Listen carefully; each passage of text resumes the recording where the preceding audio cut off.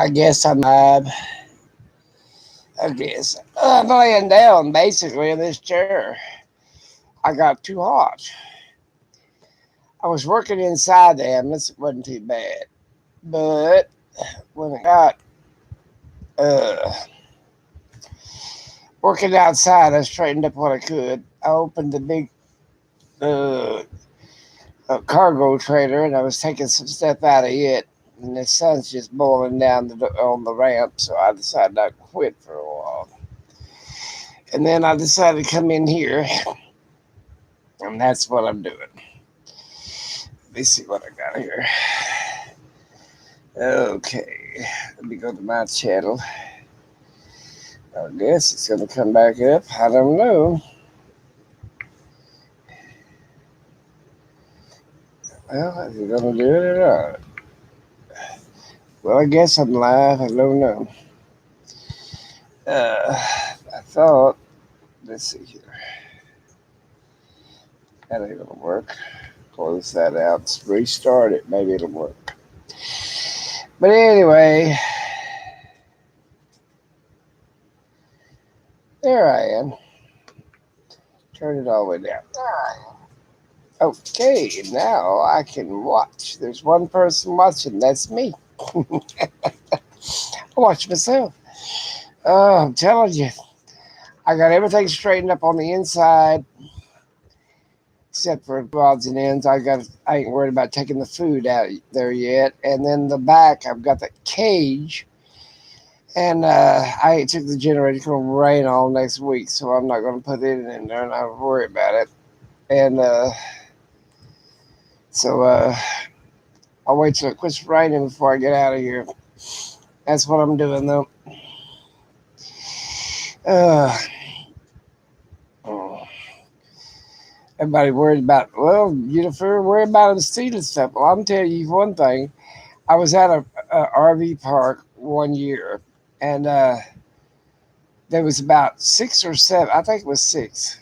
Yeah, everybody had their generators running because the tornado season was in, and the power went all out through the whole RV park. It was hot, so some of them had onboard generators and some of them big 8 RVs and stuff.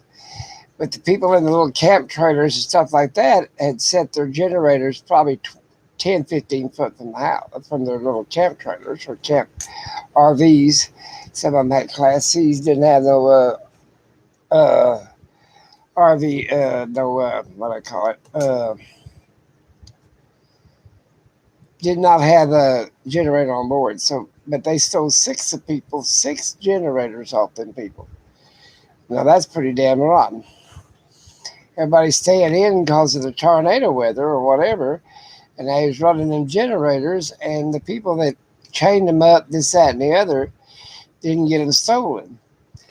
And the thief is lazy. They'll go by where they just sat there, so they just unplugged it and kept walking. Looks like people in the RV would look out and see if the generator stops.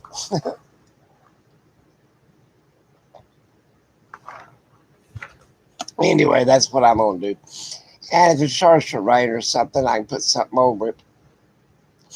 Basically, that's a good thing too. I can throw a tarp over the top of it, leave the ends and the bottom to suck air, and that one end that's where there's an exhaust, let it exhaust out there without it just being flooded. Setting it out of the weather and out of the heat. I'm just staying busy doing one thing or another. Try to drop stuff. Oops, sorry. Move you around here. I'm telling you, about to burn up though. I'm telling you. I'm gonna eat you some of these mints. They bought just about melted in here. But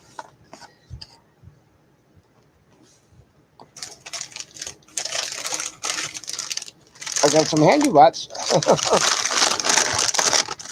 Why you tar out of handy wipes? I buy them by the case. And I was there the other day at Walmart.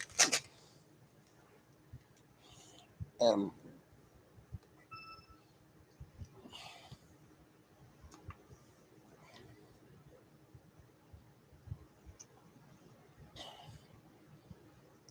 Well, hello to yourself. I really appreciate you stopping by.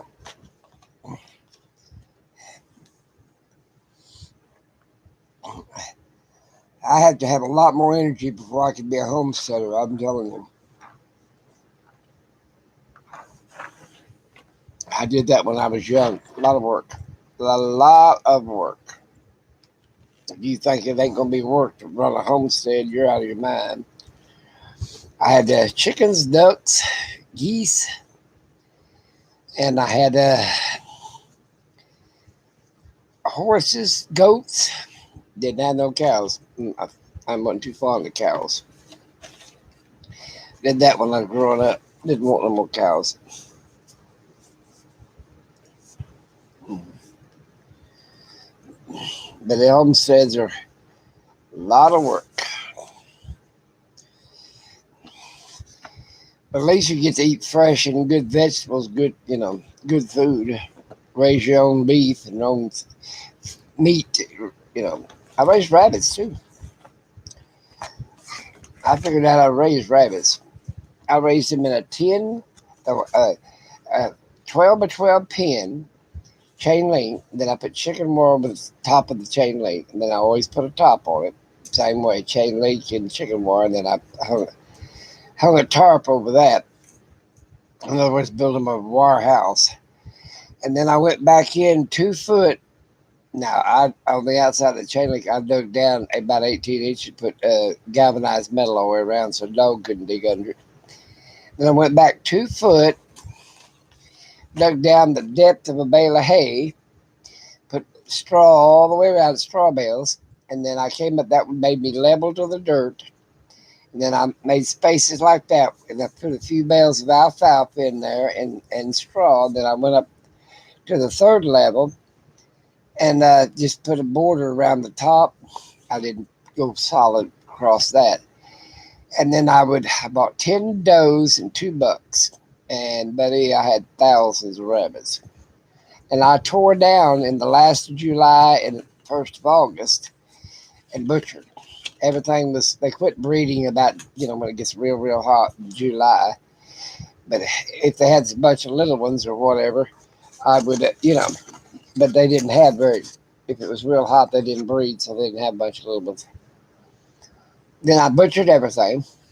And then I started off with 10 does again. Well, sometimes I keep 10 does back, good ones. And then I would turn around and buy 2 bucks. It wasn't kidding nothing. It was easier to buy bucks than it was does. And I had thousands of pounds of uh, rabbit meat. And then I show you how to raise, if you're a homesteader, how to raise a 8 by 8 by 8 foot tall, or 6 foot tall. You can stop at 6 foot, so easier to water the top. Sweet potatoes, and I built like poles, and I put them together like that. And then in between these cracks is where I put my starters, and then all the way across the top. And and I put straw, fertilizer, and whatever, and potting soil or dirt, whatever. And then when you tear the poles apart, basically you didn't have much dirt in there. It was all sweet potatoes, about a ton of them, about 2,000 pounds of them. But that's how I like to grow stuff. I like to grow a bunch and be lazy about it. So once you tear down your sweet potato rack, you got it made. And I also raised, I'd take straw bales and raise carrots and radishes and all kinds of little root problems. And then I'd take Irish potatoes and you raise them in a trash can, or you raise them in between 2 pieces of newspaper. And I did that. I thought that was pretty neat. Oriental guy showed me how to do all that crap back there when he was at we had them over here internment camps. They're like concentration camps. We put the Japanese and Chinese in anybody that looked Oriental. At least we didn't have a gas chamber, thank God. Bad enough, put them in internment camps.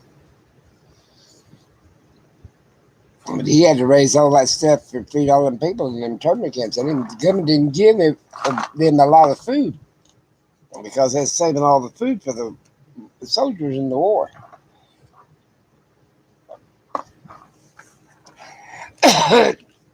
So basically, they were behind barbed wire, chain link fence without no damn food. So they had to grow their own. I didn't live too far from there. I always thought it was fascinating to go down and talk to them. They sure could. They could grow their food. They had to. Out of necessity, if nothing else.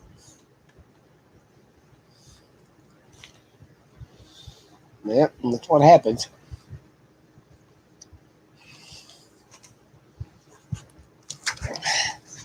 It's horrible. I turned on the news this morning after you get through working outside, and some kind of apartment building or something fell in Florida. Just crashed to the ground. About half of it did. I know damn well there's dead people in there. They don't know. The last I heard, they didn't know what caused it. They might have thought it was a sinkhole. I don't know. Glad I ain't living in Florida.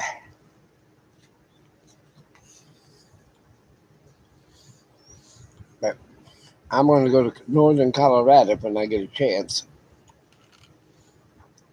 I'm eating these candies, and I know I'd better not with my sugar diabetes. Maybe I'd put them out of the way. I'll try that in mine. I'll put them over there. I get them out of my side, I won't eat them. Whoa, where you going?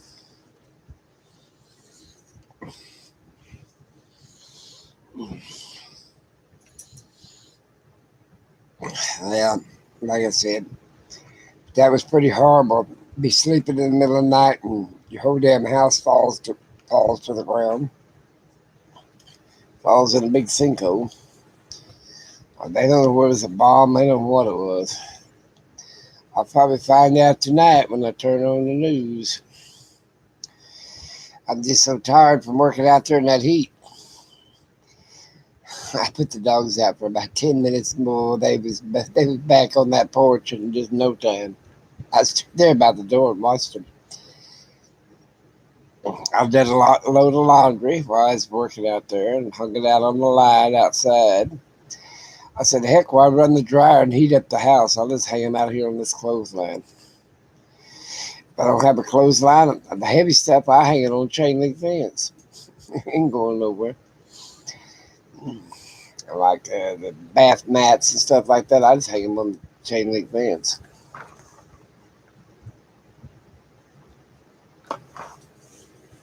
I don't care what the neighbors think. I can care less what people think. I look like Mr. Magoo with all these thick ass glasses. I showed a woman one time, said if your glasses glare, tilt them up just a little bit and they won't glare. Because she was having live and she said, oh, my glasses, I can't see to read the comments if I take them off, and they look like two mirrors when I, glare. I said, well, tilt them up a little bit. It won't hurt nothing. I wish I knew how to edit. I don't know how to edit either. I don't know how to put all that pretty stuff in the video either. Oh, well, see what you get what you see. That's what I always said. But I've got it pretty well worked out. It was about 65 degrees out there. I laid down for a little while inside. I got tired of cleaning stuff up. I take these Clorox wipes. These are handy wipes, but I'll take Clorox wipes and wipe everything down in there. It worked out pretty good. That bleach will kill anything. That's what I do. Bleach it. For God's sakes, it's an ambulance. Just wipe it down with bleach. I got the hiccups. I shouldn't have to candy. That'll do it. I still got 2 or 3 things to take in here and take out there. If I'll get it done, right now we're having a live. We're talking to one another, at least on one direction. Ain't nobody else watching, probably me and one person. Then they'll say, "Oh, I missed your live." Well, of course you did. I didn't wait to. Everybody I know is going to have it at 6 o'clock to midnight. You know, that's how they get all their money and all their views and all that other stuff that people that monetize. I don't blame them. I just don't monetize. It's too damn much work. Uh, I might if I ever get enough people, but I don't get enough people. No one get enough watch hours. Don't get enough. Everybody left me. That's just me. Just me on this one phone. Oh, coming soon. I tried to find a bunch of nomads to watch. That's what I've been doing. Been trying to find a bunch of them. Here's one. How to make cool. How to make a cooler out of PV. Well, I guess it's copper tubing. Yeah, copper tubing. Hello. Uh, yes, I'm planning on taking a trip. I'm gonna go to. I think it's Leadville, Colorado, or up that way. You know, it really, it's just way up in the Sierra Madres Mountains in Nevada, Colorado. And then my place on up there, I'll stay there for a little while. Then I'm gonna go on up to my place in northern Nevada on the Idaho and the Utah border. I do it in skits. That I gotta get the phone. I can't read that full way. Okay. Well, just somewhere to get away from this heat. It's going to be 110, 115. My liable to get up to 120 here in the summer. I have to come back once a month because I've got medical problems and I have to see the doctor about once a month. They're planning on doing some little odds and ends. So I'll do that. But I can stay gone for 3 weeks out of a month. That sounds like a winter. I'll go up to. That's what I'll do is I'll take about 2 or 3 days to get there, and then stay about 5 or 6, 7, 8, about 2 weeks, almost 2 weeks, and then head back. Then turn around, do my stuff, check my house, pay my bills here, blah blah blah, and turn around and leave again. That's what I do. Or I could just fly back, but I gotta get my regular drive. Gotta get these driving license updates so you can fly, and I gotta get my passport updated. But I like if I was in Nevada, I just park my rig in one of them KO thing, one of them trailer park things, and take a Hoover to the airport and fly back and have Hoover take me home where my pickup's at, and then have my sister or somebody take me or Hoover take me to the airport and fly back. That way I could just spend like 2 days. One day here and take care of my business, go to the doctor, take maybe 3 days, pay my bills, and fly out. Get the hell out of Dodge.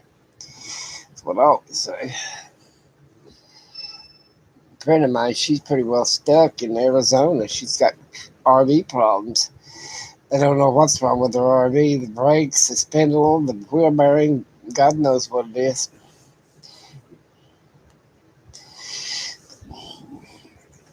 Now, if I was a full-time RVer, this is what I'd do. I think I'd have something done every month, whether it needed it or not.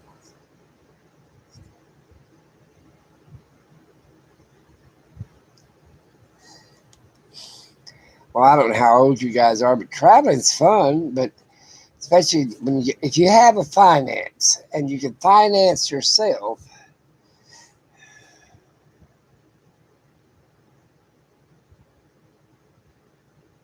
yeah, no kidding. Animals should be in the freezer. Yeah, that's a good place for them. I raise all kinds of stuff. It's called Walmart. Vegetables. They don't have good lamb though. I go to. I tell you where I go shopping for all my good meats and stuff, and that's U.S. Foods. I don't know where you're at if they have it. I quit growing a garden. You can go to the farmer's market. I hate to be honest with you. or you can find a good farmer close to you, like you, and buy their produce. Yeah, that's what I'd say. Just go over and buy. Well, this, go buy their produce. I mean, they need to make extra money, and they always have more than they need. But and pay a good price for it. Don't be chintzy. You know, especially if it's organic and this, that, and the other. I mean, you get what you pay for, people. That's the way I look at it. Something up. But if you find a good homesteader, a good farmer, a local, they don't grow all that much. But you can buy a couple of bushels of tomatoes off of them, or corn, or whatever, and just use them as a source. And they need the money, and you need the fresh vegetables and meat. Uh, when I lived out there in the country, raised hogs 1 year, and I got tired of that. I ain't no hog guy. But there was a guy down the road. Now he raised a bunch. He probably raised hundreds, and I'd buy hogs off him. I'd pick out what he want. He said, "Well, when I send mine, I'll send yours, and you just got to pick it up." I pay him there for the hog and take it into the slaughterhouse, and then the slaughterhouse would call me. Of course, I'd call them and tell them it's good, and of course the guy did too. And then I just, whatever my hog weighed, I paid the pounds and bought it. Worked pretty good for me. I had no problem. But I try to help. We've got little fruit stands up on the corner. It's 33 and 74 highway, and they set up there during the summer and the spring or whatever in the fall. And I buy food and stuff off them all year long. They know me pretty good. I buy one guy's honey all the time. And then I bet this one guy sells molasses. I love molasses. Can't hardly find it anymore. I don't think stores even carry it anymore. But like I said, if you're on a homestead, uh, advertise. Put it in the farmer's market. I mean, in the little buyer's guide, or go to the laundromat and put it in there. Make yourself known if you got a little bit too much corn or a little bit too much of this, that, and the other. Of course, now when I first started out, I didn't have nothing left. I always put everything in the freezer. Till I started raising them rabbits by the ton, raising sweet potatoes by the ton. I found easier ways to do it. I put them rabbits on automatic water and the big hopper feeder, and I would, I did a stench on the food because I was going to eat them for meat. So I wanted them to be fat and healthy and sassy when I butchered. And the same way with the potatoes and stuff. I made sure they had plenty of water. I put them on drip lines and timers. It worked out great. Sometimes I'd plant 2 towers, but I called them towers. By the time I'd plant them 8 foot square, 6 foot to 8 foot tall with them poles, like I told you, and I'd pull them poles apart and they just collapse. And I'd sort through that and put all that leftover vines and stuff in the compost pile. I'd have at least a ton and a half, and I didn't have to raise just one tower. Just took up 8 foot square. I planted it mainly where it could get the sun in the morning and in the evening. On the side, still did good because then the vines would go everywhere, you know, and they could get enough sunlight and everything, even on the sides. Or I'd put it a diagonal cut where the sun would hit here and hit here and hit in the back when it went down, the same way to like get both sides. So to plant it on the corner. There's ways to do it if you want to raise a garden. I'm just getting too old to do anything anymore. Just too old. I wish the hell I was 35 again, 55, 65, whatever. I do pretty good as old as I am. I got something on the keyboard. I don't know what it is. I'm afraid to do too much. It'll delete it. Oh, look here. I got a bunch more writing. Hi, Granny Marino. How you doing? I think I can see hers, but yep. That's her. Uh, I could make him.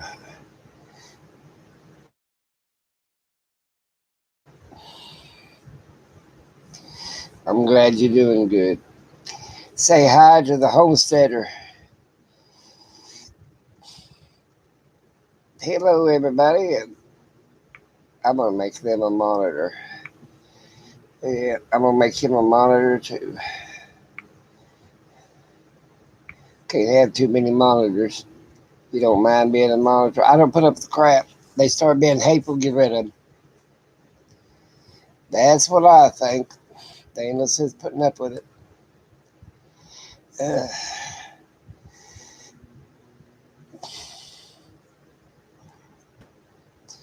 Granny, how's your garden doing this year? I know you plant one every year, like my grandmother did.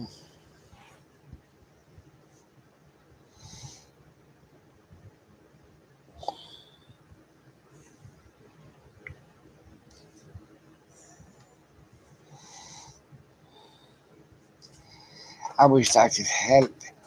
I really don't have. I live right by the lake, and the ground about I don't know 15 inches down is all water, so nothing grows good. I guess I could raise rice, you know, turn it into a rice paddy. You raised a small garden this year. I talked to that Texas guy. He raises everything in the flower pots. Now that's the way to go. Then I got a guy in Scotland. He raises it, or is in New Zealand. I think he's in New Zealand. He raises everything in up raised beds. That's the way I'd want to do it. I'd want to walk 3 foot high, and I'll have to bend over. That's what I would do. Raise them in raised beds.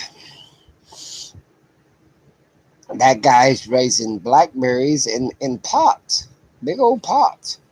And I'm thinking, wow. Every time I try to raise stuff in a pot, well, I don't know. I raised, let's see, I raised cucumbers one time in pots. They in a climbing trellis. They did pretty good. Yeah, raised beds is pretty smart. You don't have to get on your hands and knees.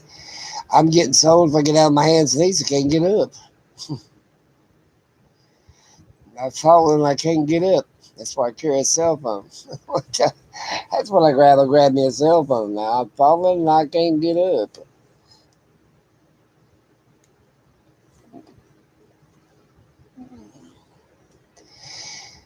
But like I said, it's if you got the land, you don't have to have that much, about a half acre of just bare land, then that's plenty enough for a family.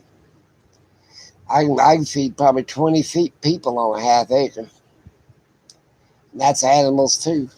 Don't take that much. I raise, let's see, rabbits are my best food product.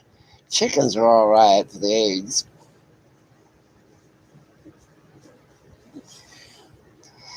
Hogs, well, you can raise a couple of hogs in a small pen.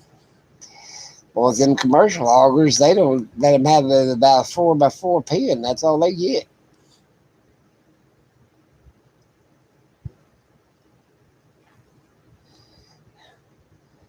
Well, I plan in a car and a truck. Tires. Hey, that's a good idea. Truck tire stuff, I mean, helps the environment. And you got a fire pot, and it can seep out on the ground. So there you go. I planted some mint one year. Oh my God, I wish I hadn't. It went everywhere. They was mint in every plant I had out there. Just mint, mint, mint, mint. Just everywhere was mint. And I like mint, but I didn't like that much of it. That a lot of mint. And then I planted some bamboo one time for a windbreak. You couldn't even kill that stuff. They wouldn't have. You couldn't even put enough roundup on it to kill bamboo. And once it gets started, it just takes over.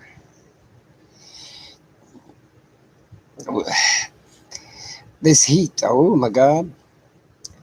I didn't know it was getting that hot out there. Then Florida, that was a nightmare. I hate to wake up underneath a two or three tons of concrete. That scared the hell out of me. I feel sorry for people. But anymore, I got where I buy fresh produce on the guy that they set up the fruit stands. And that's what I do. I just go by their fruit stand and know them. Like old Van Roper and them, they set up every year. And then I go and buy their stuff. What happened to my phone?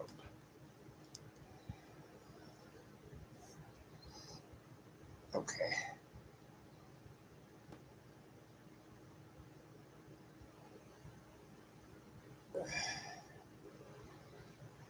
Well, that's, you ever tried uh, uh, homesteader? You ever tried planting in that tower that I was talking about, them poles like that with sweet potatoes? Don't work too good on, like I call bush potatoes, which is Irish potatoes, is that they grow on a bush. But any vines will grow tremendously. You can grow watermelons like that. But then your watermelon, if you're too high, you have to put your watermelon in a bag. I use that just regular little bags, the netted bags like fish netting. But you got to put little hooks on the pole in the wood, and keep the weight off the vine because it'll snap off and fall in. I planted watermelons like that too. Cantaloupes, anything that's on the vine, cucumbers, grapes.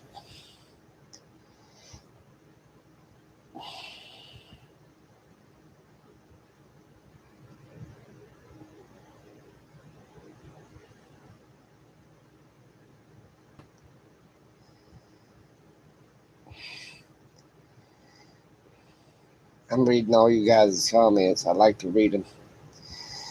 Uh,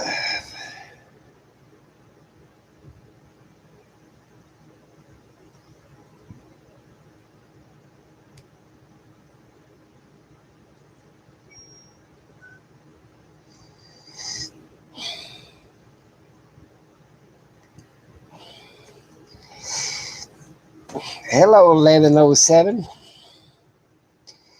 I appreciate you stopping by. Yeah, I mean, once you get started, when I get up, I'm going to put a little homestead up there in the high Sierras. The growing season's short, but I'm going to plant a few things up there. I've got a little homestead, but it's going to be raised beds of flower pots. It's probably flower pots. I'm going to get me a shipping container, and I'll move that stuff in because it gets cold up there in the winter now. I ain't lying. 10, 20 foot of snow. So you got to watch what you plant. That's what you got to do. Some stuff does freeze out. Blackberries will freeze out if you got them in pots. A lot of things will freeze out. But if you're up there when it snows. And you don't have a flat roof up there, you have to, like A-frame houses, because the snow gets so heavy to crush them in. But I bought it because I like to go up there about 30 acres in the summertime, early spring or late fall. Like I said, that one place is way up on the mountain. They had snow last month. You know, yeah, they had snow in the middle of May, so you can't plant nothing in the snow. Uh, but it'll grow bad. When it gets the sunlight, it grows all the time. But this heat, ooh, I'm telling you, I'm getting to where I don't like the heat at all. And I don't care if it's dry heat like in Illinois is, or high humidity like Alabama. I don't like none of it. Thought about moving to Hawaii. My daughter told me the other day they had a sale on flying to Hawaii, $400 round trip. I said, that's pretty cheap. It rains every day over there and the wind blows.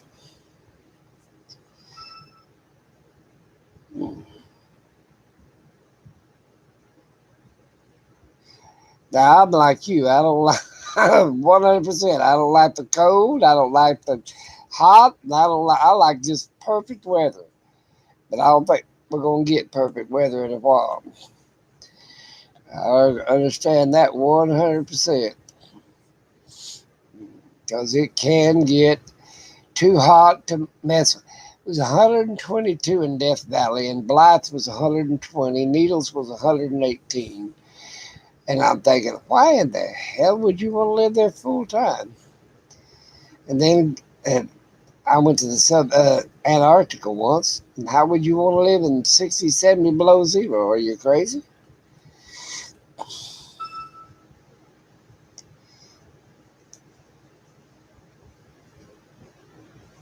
Yeah, that was fantastic. My daughter's one telling me. She said, I said, yeah, but the time we paid the motel room and everything else, we'd be in it about $1,000 a piece. Hello, Carrie.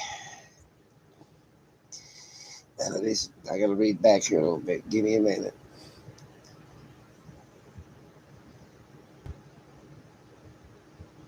104. Oh my God. 1107. That's hot. Yeah, that's too hot for me. No. Uh,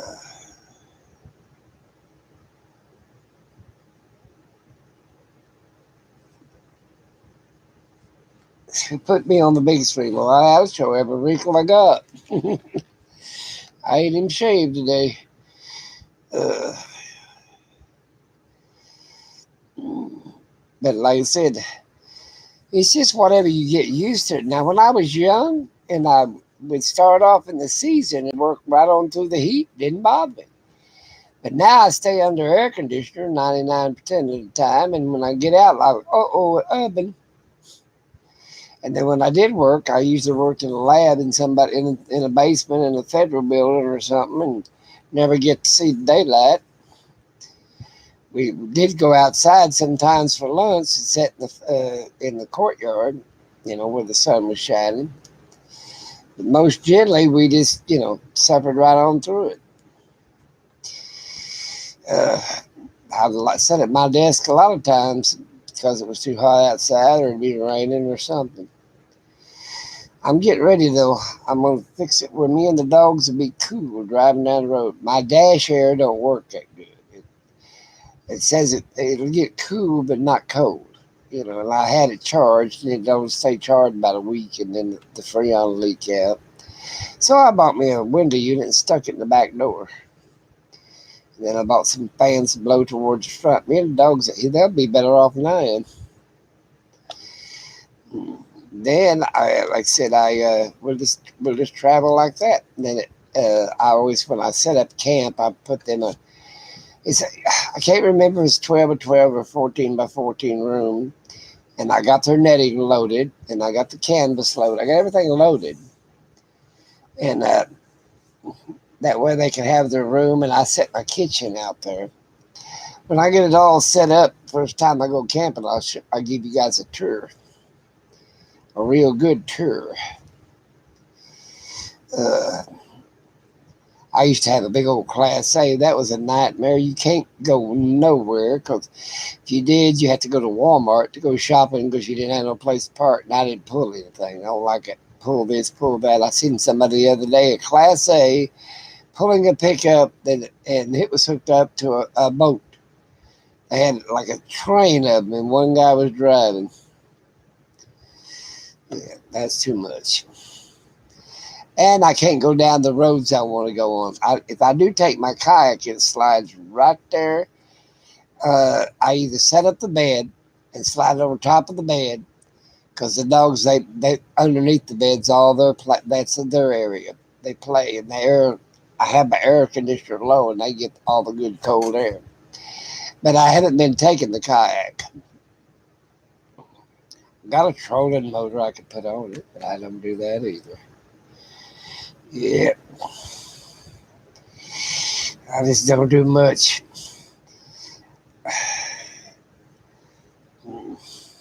But I need to buy me one of those flat bottom boats and pull it by a little trailer. That's what I need. and use a trolling motor. I don't want to mess with no gas or nothing like that. The generator's bad enough. Yeah, you are stuck with the class. I guarantee you, you are. Were you? Oh, in Seattle? Oh my goodness, 102. Jesus Christ, I'm worried about going out west now. But I heard up north ain't no better, like the Badlands at North and South Dakota. I heard it was hot, just about as hot up there. I sure don't want to head south to Texas. I'm in Oklahoma, close to the Kansas line, and it's hot enough here. Yep, that's the way to burn up, burn and cook.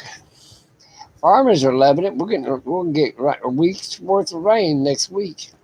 It's going to cool off a little bit, and they sure do. But they better hurry because the wheat harvest is on.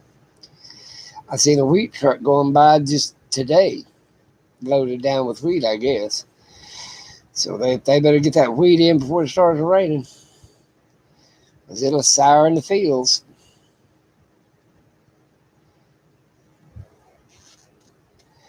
It's a good, nice, windy 90 degrees. Well, there you go. I got, I usually like wet down with a mister, and then I got that little neck. Did I show you my little fans? This is the best thing I bought. It goes around your neck, and you tilt it up like this. Goes all around your neck, and with that mister, you take a mister, and these little fans, they run for a couple hours. It surprised me. I bought two of them. I'm gonna take them with my trip. I'll charge one USB on solar, while the other one's charging up. I've got this one around my neck. Or you can hang it up like that and let it blow on you.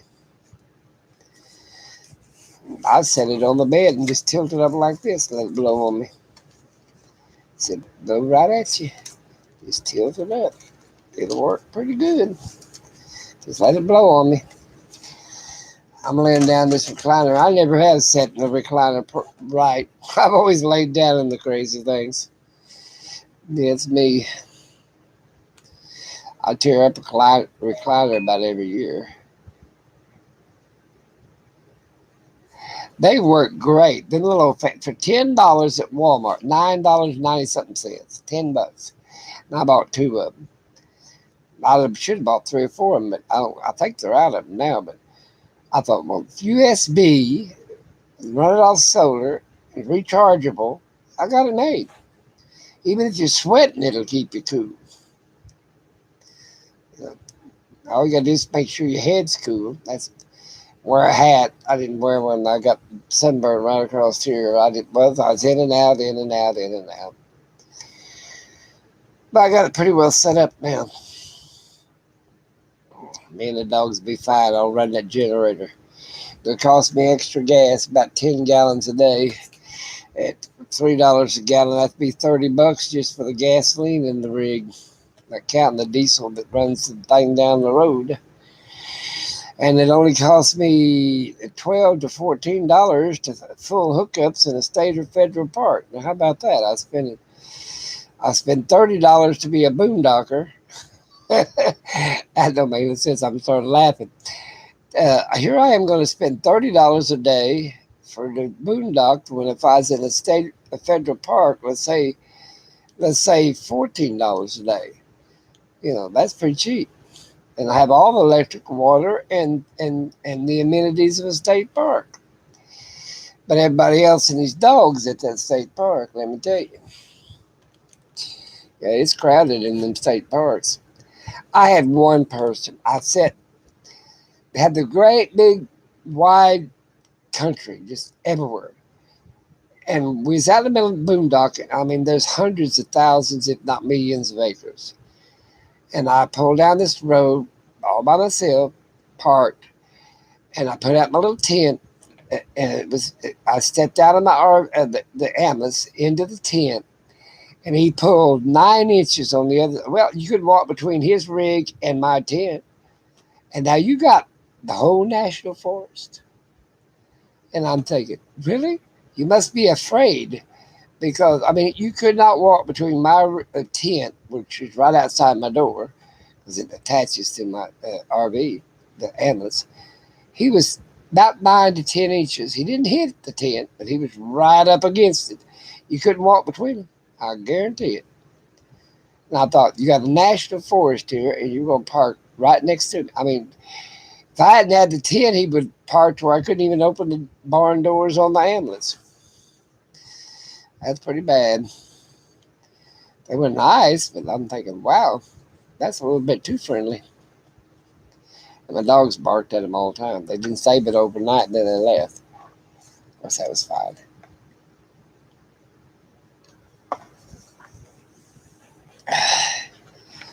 Uh, well, the way I look at it, I just do the best I can anymore.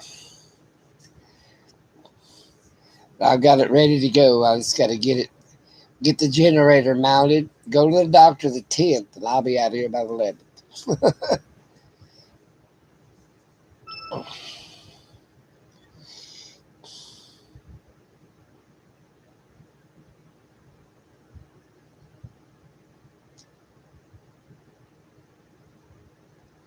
The Smoky Mountains are pretty.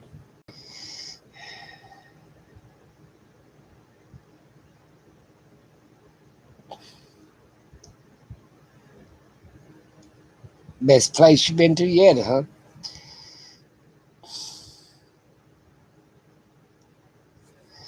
I tried boondocking once or twice. I stayed all night in a Walmart parking lot. Didn't like that. It had a bathroom and had a deli. It had everything I needed. Had plenty of shopping, but I didn't like staying there at night. And then I stayed boondocked. I never boondocked without, like, I stayed at a Love's one night. That's called boondocking for me a couple of times in the Love's.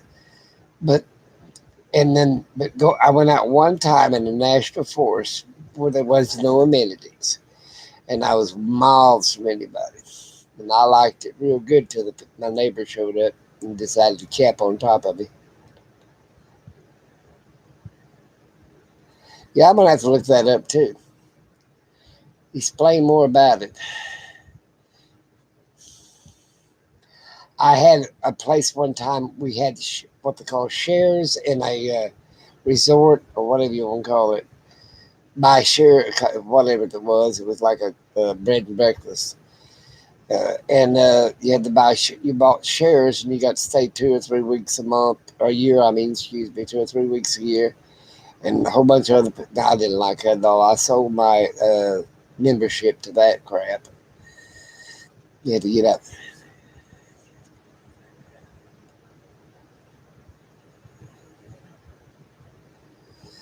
Hmm. Let me read that on my phone because I can read it a little bit better without straining my old eyeballs. I got problems. I'll do that.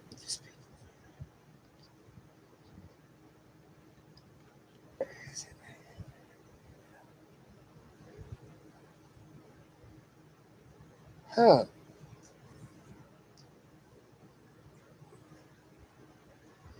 Oh, boondocking. Boondocking means you get to camp free, or you bought a yearly pass or whatever. But you go out in the middle of nowhere.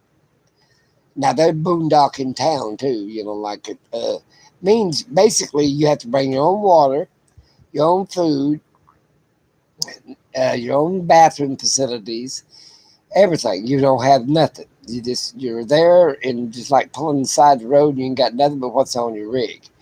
But it's usually out there in the middle of national forests, national deserts. You just don't have nothing. It'd be like driving a motorcycle down a dirt road and you see a pull off and then you throw up a tent and you stay there. But that's called boondocking. Freecamping.net, you look on that. It's just places to camp free, basically. And I've done it a couple of times, you know. But like when you travel, you can stay in the parking lot of a Love's. That's boondocking at Love's or Walmart. I've done that once or twice. Once at Walmart, 2 or 3 times at Love's. till the day to pull over and go to sleep in the car and then keep going.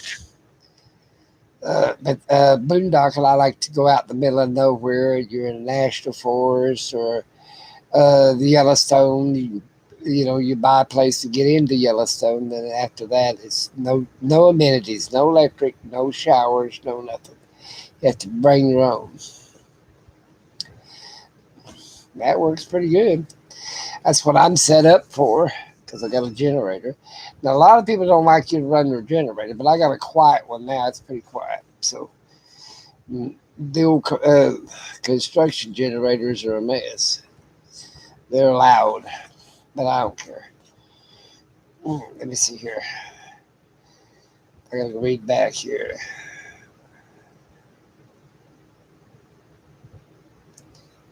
At BFH. I like the okay. Bring your own food. Yeah, whatever. Okay, let's see here.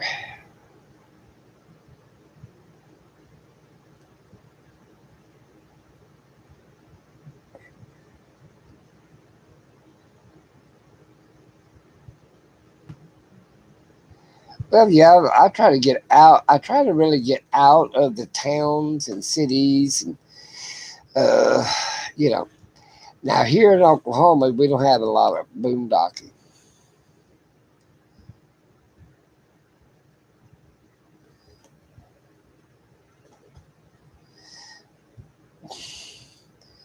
Well, like I said, it's just thank you, uh, Carrie. But I like I don't. I like people, but I don't. When I want to get out by myself, and I set up, I used to go out and paint, and I'd set up my easel, my canvas, my paints and stuff, and I would wait till the lighting was just right, like going down on the mountain or whatever, and I just be alone, me and the dogs, and then when I go fishing, I do the same thing. Now, like I said, now it's getting so bad if you lay something down. I went and camped one place at Lake Texoma. I'll never forget this. I was putting up a tent, and I had a portable bed, like one of them air. It was a memory foam mattress, is what it was, and I had the frame. And I looked around and couldn't find a damn memory foam. I just bought a piece of memory foam to lay on the cot because it made it a lot softer. And I set up the cot and everything. I looked around, somebody had stole the damn memory foam. We found out who it was, and they said, "You want it back?" I said, "Not if you slept on it. I don't. You can have it." And of course, the camp host people told them they'd have to leave if they're stealing off the people that was camping. But I didn't want that mattress back if somebody else slept on. That's why I don't like to go to places like any of them, Hilton, Ramada Inn, any of them. I don't like sleeping on other people's bedding. I'll go down in the local store and buy me a sleeping bag and crawl in the middle of it and lay on the top of it or spread it out. Or go buy me some sheets and spread them out because I don't know what they've been laying on. They never, hardly ever wash them bedspreads. Because my wife used to be a manager at Hilton. They wash the bedding, but they hardly ever wash the bedspread. Now, a lot of people don't get under the bedspread when they start doing stuff. That's what I'm saying. I mean, to me, that's a little too much. That's what I said. I don't like the idea of, you don't wash the bedspread. No, they don't wash them until they're really bad. Well, I ain't getting on the damn thing. That's the first thing I do is take the bedspread off and throw it on the floor. Yeah, I'll get that bedspread off there in a hurry. I just don't like sleeping on other people's. Now, if you visit like your cousin or a very close friend, that's one thing. But you don't know who's slept in them beds in them motels, hotels, or whatever, or the bread and breakfasts and stuff. At least a bread and breakfast is a lot cleaner than most of the other places. Yeah, but it don't hurt you to bring your own sheets and stuff. It sure don't. And your own pillowcases. Hell, I bring my own pillow. Now that I got my little Amos going, I I basically take all my bedding, and I have fresh bedding for the dogs. I wash their stuff once a week anyway. I haven't even washed mine compared to theirs. I figured, well, they need their bedding cleaner than mine. I always take me a shower and everything, get ready for bed, blah, blah, blah.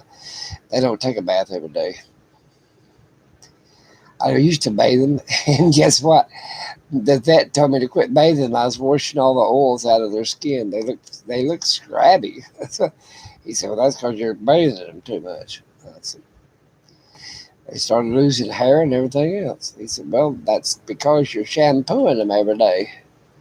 Dogs ain't made for that." I said, "Okay, quit." Then I quit bathing them so much. Where's my? Oh, where is it? Well, I can't even get to it. I was gonna wipe my deal off again. Okay, ouch. Let me move these fans.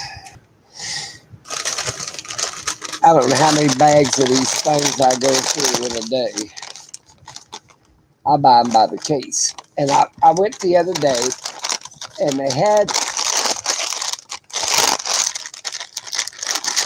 about 30 of them bucket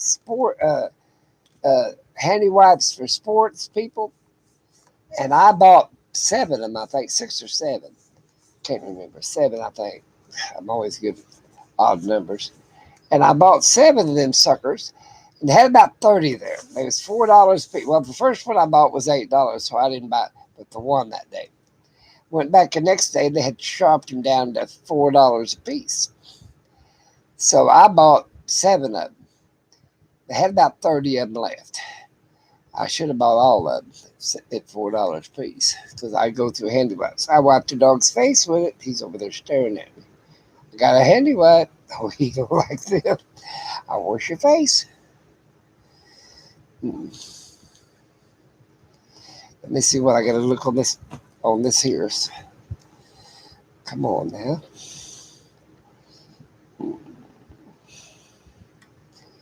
There's Butter Beanhead. How you doing? I got looks to talk to me. Granny said hi to Cat. Hi, Carrie. Gray did. 1107. I like that 1107.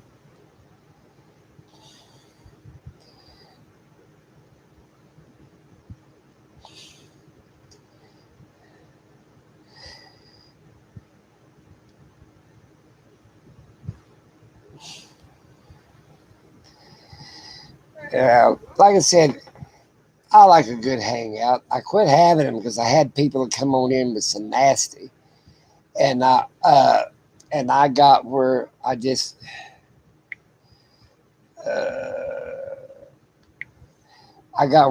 put a buck, got rid of it, and then started to say, okay, mm, I try to go back here. I'm gonna make him a monitor too. Now, people gets nasty or whatever, get rid of them. I'm honest to God. I hate to hear them talking over and nasty, screaming and all that crap. I like people to get together and be friends with one another. Mm.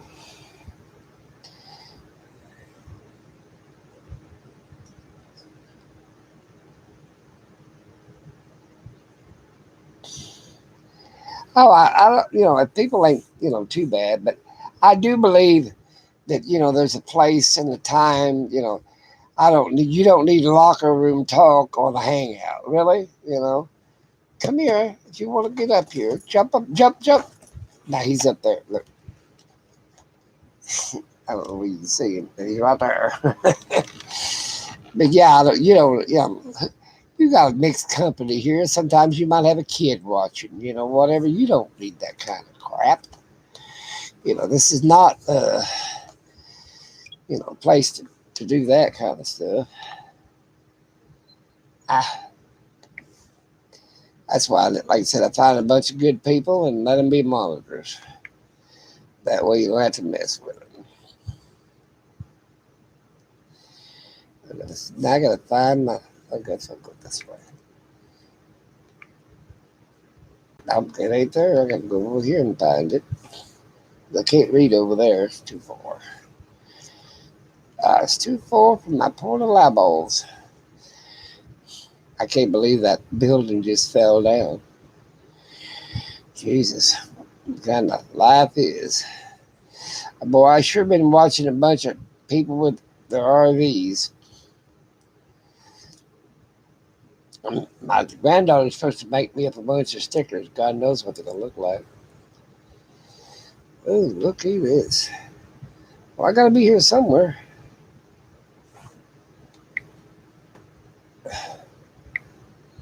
Well, maybe it'll be there. Let's see what happened to this thing. Receive sounds, not necessarily people talking, but sounds. What sounds like people, well, not people, but sounds of a possibility. They don't know.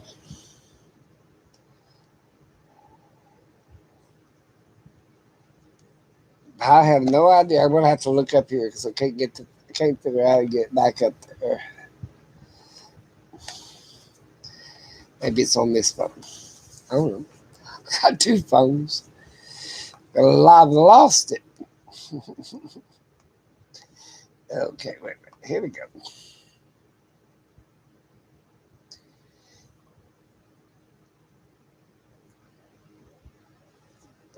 That's here. I know I'm here somewhere. Okay.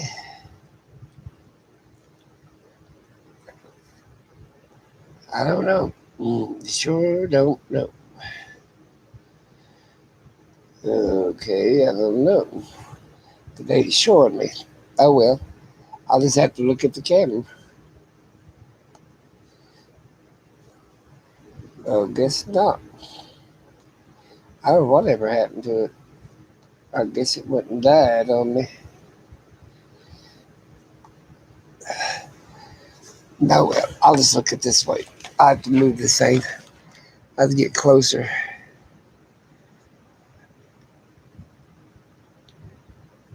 Yeah, and there ain't no sense. There ain't no sense acting like idiots. Really?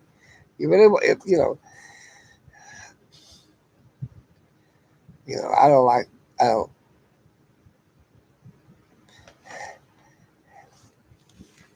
I might. Uh,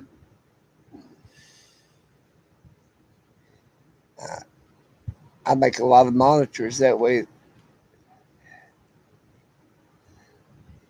You can't do it on the. It ain't gonna let you on the phone. It's easy to make a monitor. But on here, it don't do it, and I can't get back. I should have never done that. Let's see here. Where's another phone? We got phones laying everywhere. No, I don't want that one. Yeah, baby, here. Yep, it's ridiculous. I know I got to be in here somewhere. I guess it don't like me.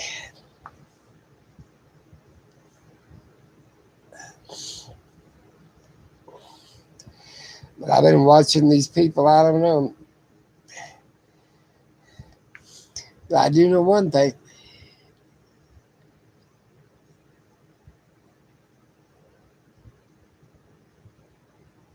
Yeah, I'm trying to make everybody say hi and be welcome. I got to get it on the phone, and because it's too hard to see over there. Can't see them. I can't see them. I know it's got to be here somewhere. I don't know how to. Well, maybe it's over here on the house. That ain't gonna do it. Oh well, I'm tired of that. I'll just have to look up here. I'll just have to look up here, people.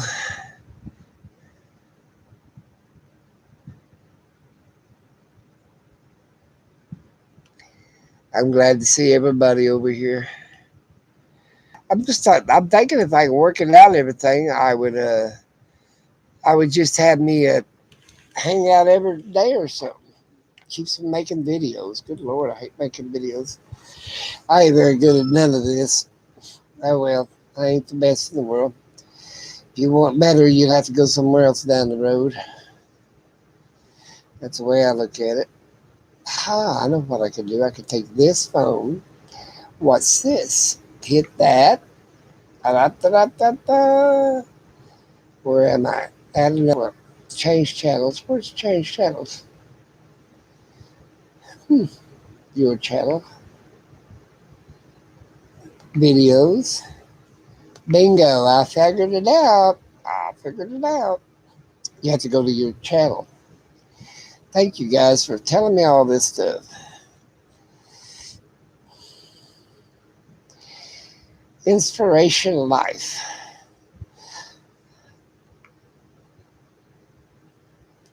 We used to be able to. We used to be able to sub them on our. You know they can't do that anymore.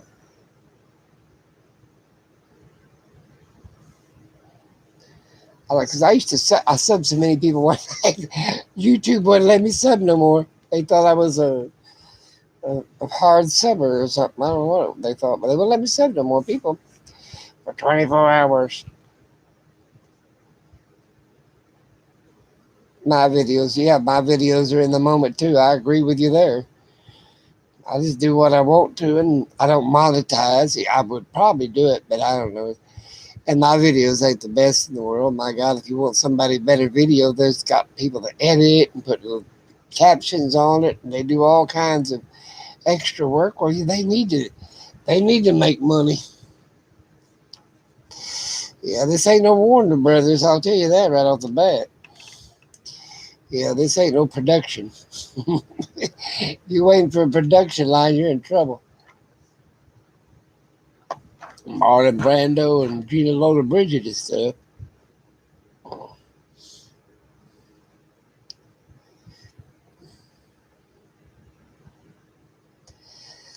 But I think this is a great way to meet people and be, And my motto is be kind and considerate to all things.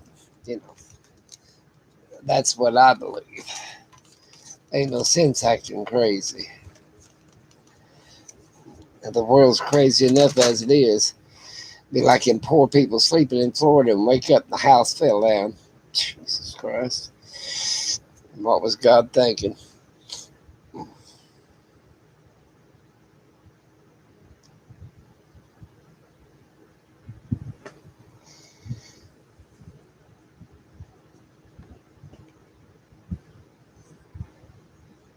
I got a good heater in that Oasis, let me tell you. And I've got a great air conditioner now.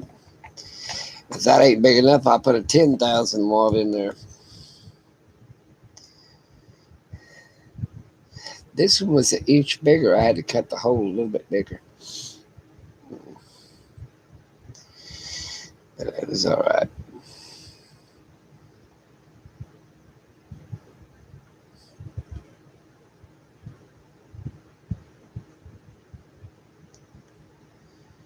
Well, everybody cusses. I think God said dung, and dung was like saying poop back in the day. Well, the Bible's got all kinds of cuss words in it if you look. There was a kid that said this, and I thought it was funny. It was on some woman's video. I watched it. She said this kid said this, and he said, "If the Bible was not the Bible, would you let me read it?" He's about 10 years old or so. And you stop and think about what he said. Because there is the Old Testament, boy, I'm telling you, it's bad. And the New Testament ain't much better. I found out what the two trees in the garden was, though. One tree, the tree of life, is Jesus. He's the tree of life. And the other one is the Old Testament. So they had the New and the Old Testament in there because they're made out of paper. And it was forbidden to read the Old Testament because it ain't nothing but bad on bad. To read it is to consume it. So I guess so. I just think if you can avoid it, don't do it. Don't cuss. I mean, if you can avoid it. I smashed my finger the other day. Look at that. I said a few choice words on top of that one, but that's all by myself. But in mixed company, nah, you don't need to. Small children around, they learn off of us to begin with.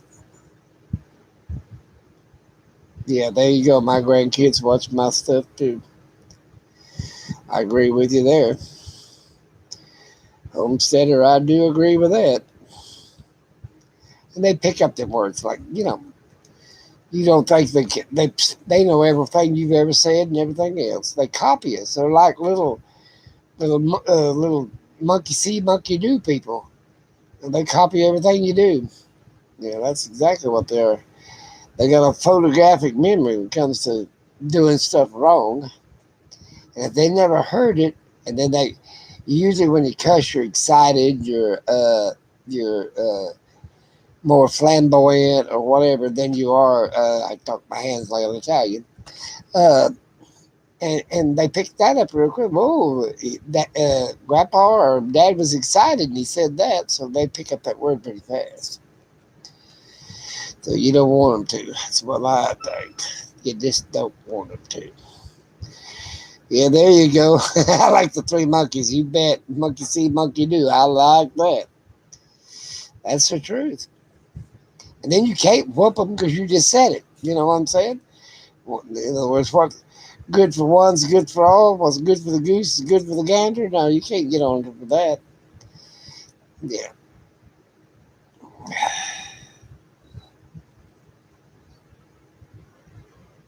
you know. But like I said, you don't need locker room talk on YouTube, really. I mean, I'm not trying to censor people. I'm not the censor police or something like that. But I've had people get on to other people on my channel. No, you take that somewhere else. You ain't gonna start screaming at somebody else that's on this channel. You know, I try to be kind and considerate to everybody. If you got a beef with somebody else, take it to their channel. Don't take it to mine to get through to them. I've had them do that crap.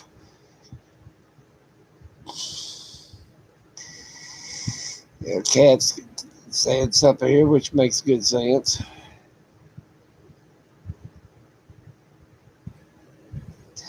But I've seen people, they don't have it anymore. People don't know what etiquette is.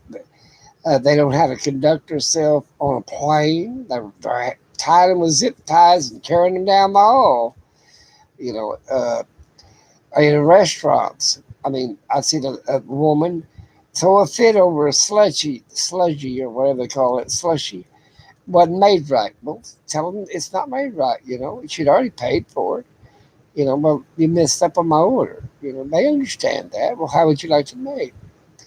You know, I go into Brahms and I order a banana split, and then I tell them I want just strawberry ice cream with strawberry topping, and then I don't want whipped cream. I want marshmallow cream because I don't like whipped cream. And like pretty simple. I mean, I don't try, and I no nuts. I don't want no nuts on it. You know, and it works out great. I mean, I don't, but if they mess up on it and put nuts, well, I just spit them out. I put them back in a napkin. Of course, I throw the napkin in the trash. I mean, I'm not going to have a crazy fit just because one little thing. It's like, oh, I don't like lettuce on my hamburger. And if they put lettuce on my hamburger, I just take it off and wrap it up in the napkin. Hell, you know. Now, I do have a fit, more of what I call a fit. I won't eat it. If it's coming like raw steak, no, I don't want to eat it. I don't eat nothing that's bleeding. They put that thing out of its misery. You bet, Carrie. I mean, just learn to live with people. I mean, you're not the only one they've waited on that day. We don't know if they're having a hard time. Blah blah blah blah. We don't know nothing about their lives. And some of the, like you drive to, I won't hardly ever. Something I hated about COVID. Oh yeah, I eat Whoppers all the time.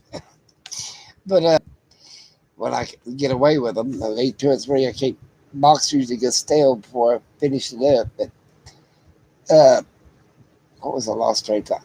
Oh, you don't know how many people that they served that day, or somebody two or three before you gave them a hard time, screamed at them, and all that stuff. They just ain't no sense of crap.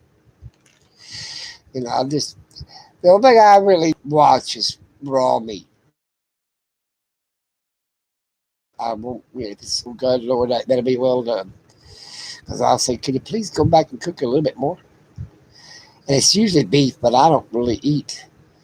I don't eat a lot of beef. Like steaks and this that. And that. I don't care for beef that much. I like lamb, chicken.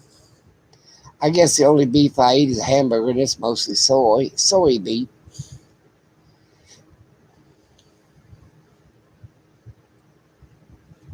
Oh, you like that Whopper College one? That's funny. I was going to make a comedy channel, and I didn't because nobody really cared for it. But I was making that Whopper College, I was going to make a comedy channel. Everybody get a chance, go watch that Whopper College. I think that's one of the first videos I put up. I made a lot of videos. I had a lot of channels at one time, and I deleted them all.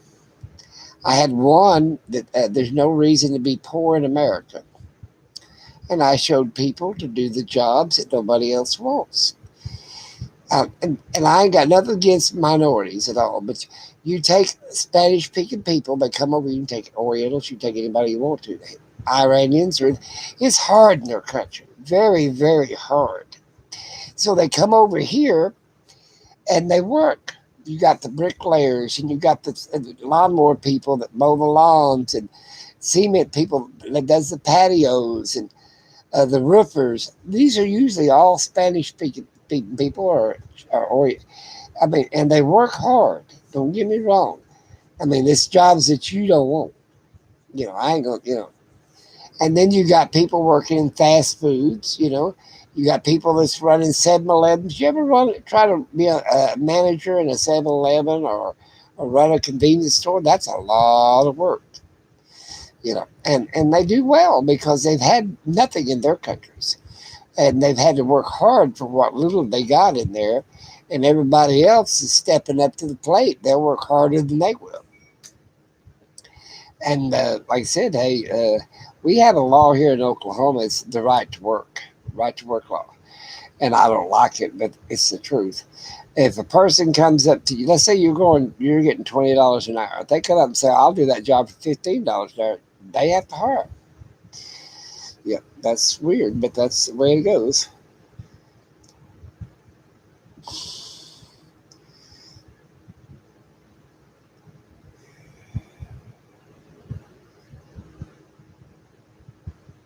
Yeah, Cat, you learn people. I mean, people. My kids learn off of me, and I took them at a young age, and I had a little old homestead. Like I wouldn't call it a homestead. I had a homestead, but I had chickens, geese, ducks, goats. I had things for them to take care of and do their chores and all that stuff when they come home. I raised exotic birds, and their job was to feed and water the birds. I mean, but you don't just say, "I'll give you an allowance I'll give you $10 to carry out the trash." No, do your chores, and and I always gave money about what they needed, but I didn't spoil them. I showed them they had to work.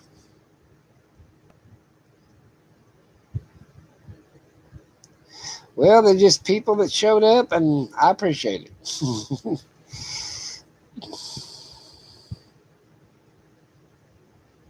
Yeah, it's been a while since they just you and me. That's for sure. But like I said, I'm getting to be. A lot of people are nice and kind, considerate people. They just want to get in there and talk and then visit themselves. I don't mind them visiting amongst themselves, as long as they enjoy themselves. That's what this YouTube's supposed to be. That's what life's supposed to be. God don't want you to be miserable and hate. Read some of the good people in the Bible. You know, He didn't expect Abraham to be poor and penniless. You know,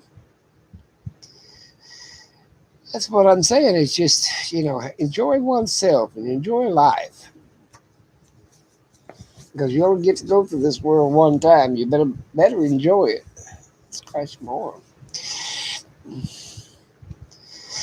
And don't make it miserable for somebody else either. You know, I think it's sort of stupid to even have borders. Why would you want a border? I believe in being a world citizen. I travel the world. You know, I believe in following the rules and regulations of that country, you know. And that I went abroad so much that you don't act like an American. Americans are rude when they go to a country like France, Italy. They expect everybody to know English. Well, they do. A lot of them does, or they interrupt and are rude. Uh, and you can't be that in a foreign country. You gotta you gotta respect their country. Respect, don't be rude if you're asking for directions. Don't butt in and cut off somebody's conversation. You know, you gotta act. We're in their country, and that's the way it is. And if you're a traveler, you can't be prejudiced. My God, why did you go to South Africa for? Why did you go to Mexico? Why did you go to Italy? You can't be prejudiced against or China. Why did you go to these places if you're prejudiced against that race of people? Well, you're stupid. That's what I figured. So you saw my belly out laughing. I think that's pretty damn stupid. If you go to a country and you don't like you go to Mexico and you don't like Mexicans, well, that's stupid as hell. Why the hell did you go there? You ain't got the good sense to begin with. I enjoy different cultures. I enjoy different people's opinions. My opinion might not be right. Yeah, I like the broad aspect of opening your mind, you know, and be kind and considerate. Try to understand them. You know, I don't get into politics that much, but I understand if they really like this candidate, and I like this other candidate. Well, we can get on mutual grounds. Yeah, that's the way I look at it. You're, I believe everybody got a right to vote. If you're an American citizen, you get the right to vote for anybody you choose. And they need a better system and make sure that everything's done legal and up on board. And that's about all I'll say with politics. I mean, you know, I like people that I vote for to do their damn job. That's my job. I had to do my job before they paid me. I expect them to do their job, or I ain't going to pay them.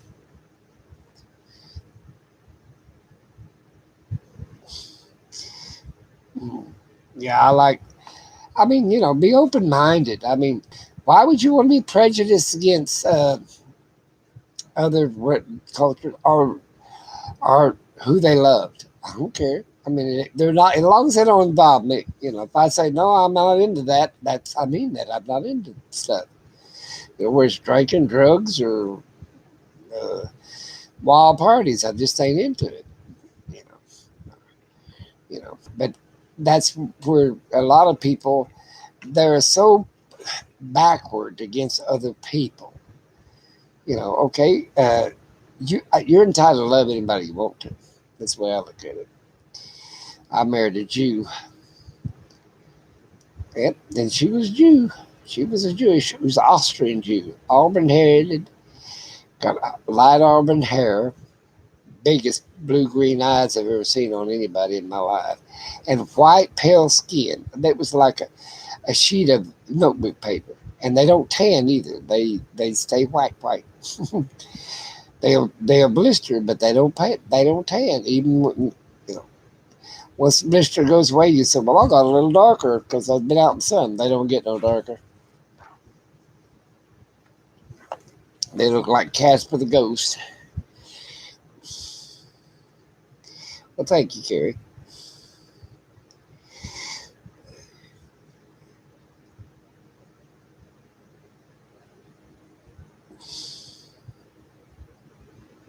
Well, sorry to hear that. Sorry to hear that. Life.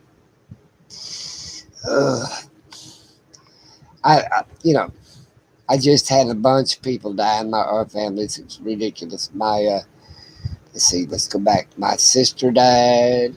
I got two sisters that died. Brother-in-law that died. Start to say father, but brother-in-law that died, and then I had a nephew that died. I mean, everybody dying like flies, and I just keep ticking and keep kicking. I'm like a Timex watch. I just keep ticking and kicking.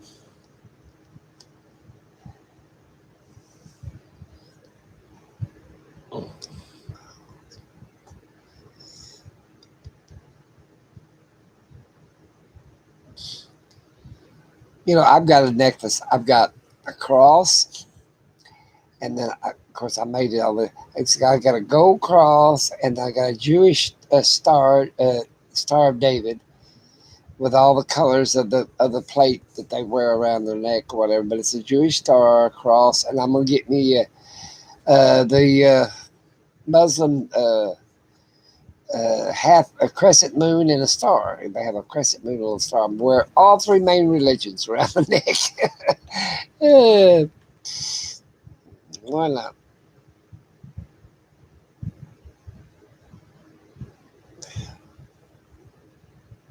My brother's doing fine. He him and his wife both have got over COVID, and but what's bad now? I seen in India and in some other countries, they got the black mold that is from COVID patients is 6 to 8 weeks out, and they're having a bunch of black mold or whatever, and it is in New York and Los Angeles, and they've had to take their eyes out, cut their nose off. They have black mold inside their body, like that. Looks like that fungus that grows on an onion. So it looks pretty bad. I got my shots. I went and got my shot. I got my first shot from my doctor's office, and he decided he couldn't get 10 people to sign up for it. So the second shot, I had to go to Walmart and get it. I took the Moderna. The first one I didn't even notice. My arm was a little sore with the second one. And but like I said, it didn't give me, I didn't have these strange feelings, dizzy, and all this other crap. I just took my arm was sore. The first one wasn't sore at all. And basically, what they do is they give you the same shot twice. And I thought, well, it ain't a different dosage. It ain't a different vaccine. It's just 2 doses of the same shot. Yeah, I checked it all out. I won't take the Johnson Johnson. And for the one brides or video or whatever the other one was, they just had the Moderna, and I said that's fine. As long as it wasn't Johnson Johnson, I don't need no more blood clots that I got already. I got a couple in each leg already. That's what I figure. Now what happened? Okay, come on back up here.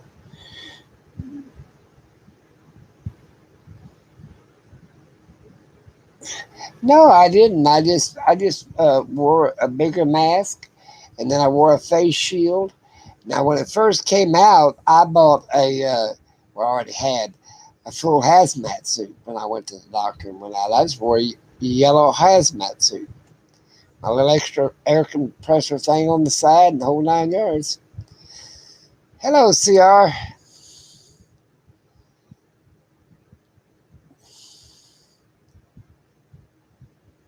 But I wore that for the first few times I went out. Then I thought, well, it ain't that bad. So I would wear gloves and just a mask and a face shield. And then I got down to where I just wear the mask because I got the glasses, and then I got where I didn't really wear the gloves, but I use hand sanitizers too much, and I take 2 parts alcohol, rubbing 91 proof, and 1 part peroxide, and I spray everything. I was using bleach, but it made spots on my clothes. But now I spray down with alcohol and peroxide. Works great. Mm. I just think you can't be too careful. That's all it is, too. And it's just like you go to a country that's got indigenous people that basically the high Andes, South America, they got some indigenous tribes that has no immune system to our regular diseases. That's what killed off most of the American Indians. It wasn't the bullets. It was the smallpox and diphtheria and stuff like that killed them. What was that other? Smallpox, chickenpox, diphtheria. Let's see, there was one more. Uh, and basically, or even the common cold, they had no immune system for it. And the American Indians, they thought they was getting poisoned by eating cheese when the people came over and made cheese. They're lactose intolerant. The biggest majority of the American Indians are. So there you go. So when you go to a foreign country or whatever and you meet the indigenous, not the people that's living in Barcelona per se, but you go out there, you need to like, oh, okay, I got to protect them as well as because you don't want to get them sick. Scarlet fever, what was that cow disease? No, it ain't mad cow. It's something else. Anyway, humans can catch it. It was in the dirt and in the sand. Yeah, I learned that from going to different countries fighting wars. Sometimes you kill more of them off by just intermingling with them than you can with a bullet. They're not. It's like when we was in Japan, and they told us not to eat the vegetables and stuff in Japan because they have them in rice patties, and they take their honey pots, which is sewers, basically pots that they put dump the human waste in, and they take it and flood the rice patties and stuff in it and the vegetable patches with human waste. Well, at thousands of years, they're immune to it. We ain't. Yeah. And vice versa. They're not. We got things that they're not immune. My legs hurting. Let's straighten that. You know. That's why I always say, be kind and considerate to all things. Boys, it's getting hot everywhere. I think we're getting like global warming now. And that's what global warming is all about. Climate change, call it anything you want to. We get too much closer to the sun, we're going to barbecue. We just passed the summer solstice. The 20th, I believe, was the summer solstice, if I ain't mistaken. That's the closest we're going to be to the sun. And the day is the longest day of the year. It's the summer solstice. And so you could, if you're a pagan, you keep up on that stuff. I think we're all pagans in a little bit of money. I think we're all Wiccans too. Mother Earth theory, yeah, I believe in that. Yeah, poor Mother Earth will fight back. You poke at her enough. That's what's happening right now. You poke at Mother Earth, she fight back.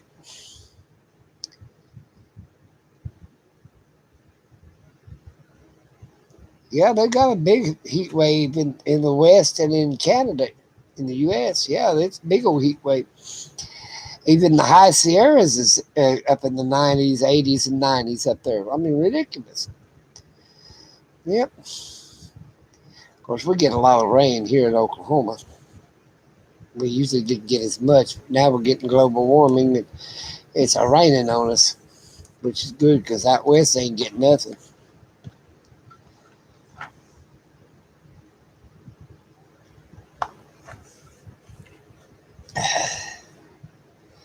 Yeah, they're having a major heat wave, and I'm inside. My air conditioner's running in the RV. But I left it running. I'm going to leave it running until I get out of here next week. I haven't put no food or nothing out there. If that air conditioner don't work, I'll take it back and get another.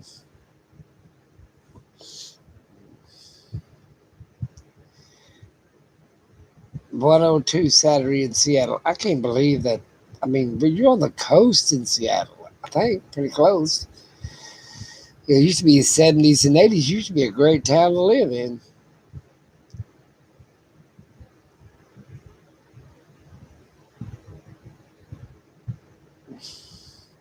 Well, you don't need a hot tub. I'll tell you that right now, because you don't need to heat it. It'll heat itself up in the sun. I remember when my kids were little, everybody was buying them big old above ground swimming pools and all that crap, and they just tear up. Oh, last 1 year, they fall apart. I bought the biggest old horse tank I could find. Big old, I mean, that thing was like 20 foot across. It was 3 foot, almost 3.5 foot deep, 20 some odd foot across. I think it's 23 feet, but I think they sold it as 24. But it was 23 foot across, something like that. And them kids use that swimming pool time they're 7 or 8 years old till they're teenagers. They'd take it out. I'd say, you got to dump it. They'd dump it about every 2 weeks. And then the season was over. I said, well, you got to dump it, wash it up, roll it back in the barn. Or you won't have no swimming pool next year. Uh, but it was better than them going down to the pond. There's too many snakes and shit down there. I was afraid to get snake bit. And they'd have to run that water all, and it was so cold when it came out of that well, they just shiver and turn blue, and they'd get in it anyway. Well, they didn't die. I had a heart attack, but I tried to get it one time. I was freezing to death. It's about 100 degrees outside, and that was like 36 degrees. The well water was.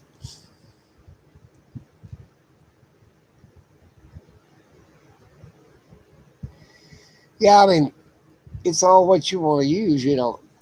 I just thought that would be cheaper on them than buy the rubber inner tube and get. That's basically what it is with a little tin metal around it. Yeah, it's a rubber inner tube or a rubber lining with a little piece of metal holding it up. And them kids were rough on that uh, pond on that stock tank. It's pretty rough on it. It took a licking and kept on ticking. That's what happens. I ate them eggs and that onions and bacon. I eat onions too much. I eat a lot of onion. I eat onion on everything. I make my own French fries too. I like them too. I'll send the onion to my juicer and use the juice of an onion, put it in mashed potatoes. Oh, it's good. That way you like sour cream and mashed potatoes. I'll tell you a world winning recipe for blackberry cobbler. And you can use this recipe on anything, on any kind of cobbler. The first thing is when you make up the dough, the flour, or whatever, use self rising flour and you put a teaspoon of baking powders in it. So that's a double whammy. And then the next thing, you mix it up like pancake batter and add milk till you get it to where it's just the thickness of pancake batter. All right, you can use fresh blackberries, but I usually use frozen blackberries. And I put them on the stove, put a little bit of water in them, not very much, a couple of tablespoons or whatever. And then I take a big old helping heap of tablespoon of blackberry jelly or jam and throw in the blackberries and let it warm up till it incorporates the jelly and the water into one mash. I don't squeeze it. I just let it warm up, and then I put that in my blackberries. So that's what gives it the kick is the blackberry jam or jelly. So and then I don't add sugar. I don't because I like a little tarty.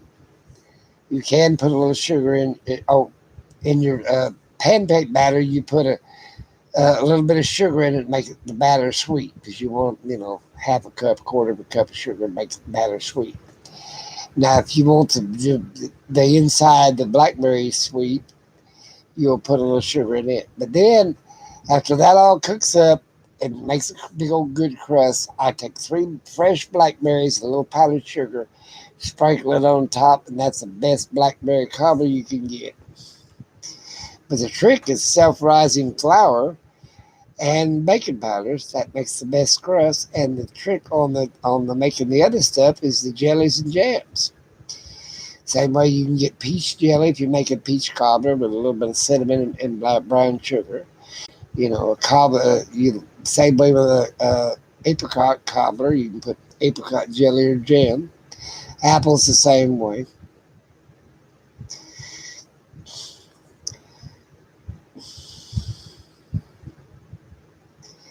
And I'll tell you how to make chocolate covered cherries. That's one of the reasons I ended up being a diabetic. I know how to make sweets. Yeah, I can eat them to death. I take Marshmallow cherries. You can buy them by big old gallon jar, and with those stems on them. You don't have to have stem. You just use a toothpick. With this, I use it if I don't have the stem. I just step a toothpick in it. I roll them in powdered sugar, and I mist them with the juice of the that came in the big gallon jar of cherry juice. Mist it, roll it, mist it, and that powdered sugar collect. Pretty soon they're about the size of a ping pong ball. And then I dip them in milk chocolate or black dark chocolate if you want to. Makes the best. Then that powdered sugar melts on the inside from the warm chocolate. Oh, it makes the best homemade chocolate covered cherries. Yep, you go read some of these people's remarks. Let's see, good idea. Do you love onions? I love onions. Uh, Okay, let's go back. I love that. Okay, butter, homesteader. Let's see. I love homemade ice cream too. I love homemade ice cream.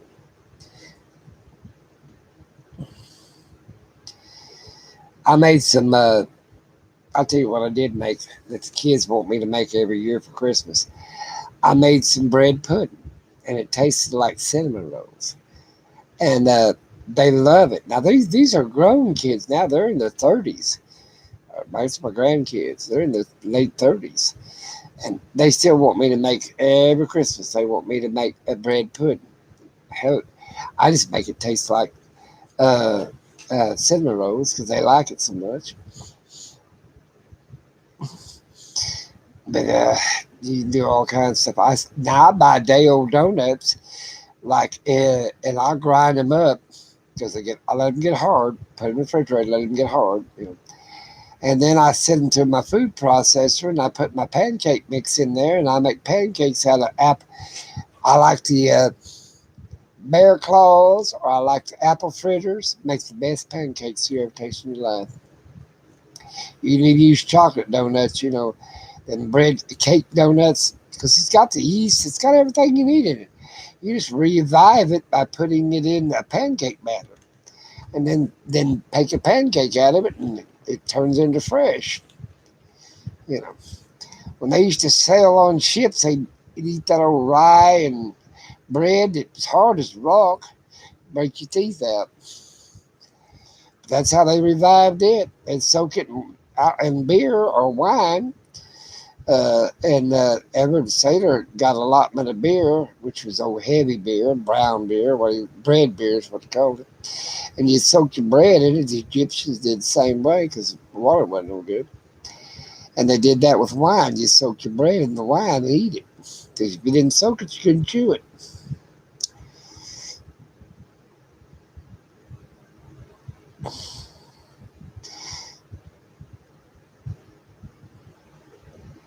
There's a lot of things you can do out there. I mean, why, just experiment. Like I always say, don't be afraid of your kitchen. It's your kitchen. Do whatever you want to. And like Merrill Lynch, it's your money. Get it, you spend it any way you want to. Look, I've been watching you eat breakfast. Oh, you like my breakfast videos?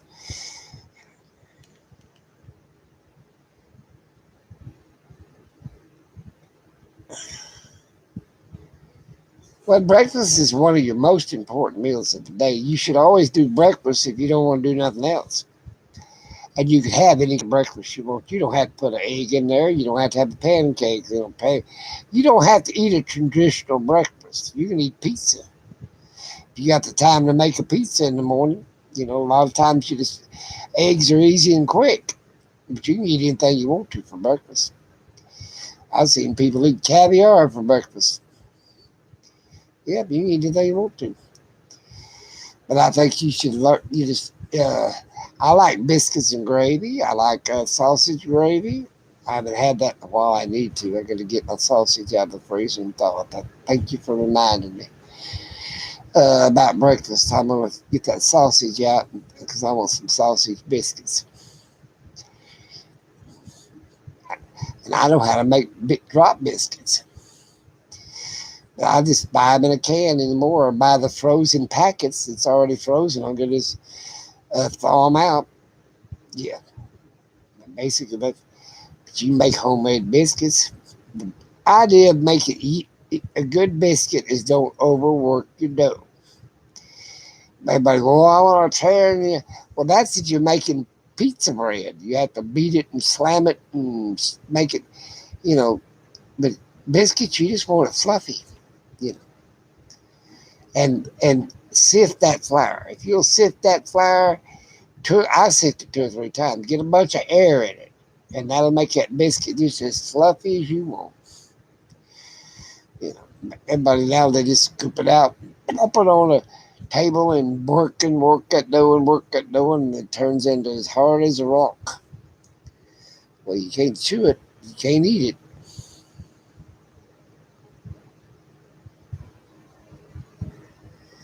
Oh, eat leftovers for breakfast is great. I mean, there's nothing wrong with it. I mean, I made leftover breakfasts. I think I made a meal the other day, leftover or something. I just made it, whatever I had in the kitchen, I put it in there.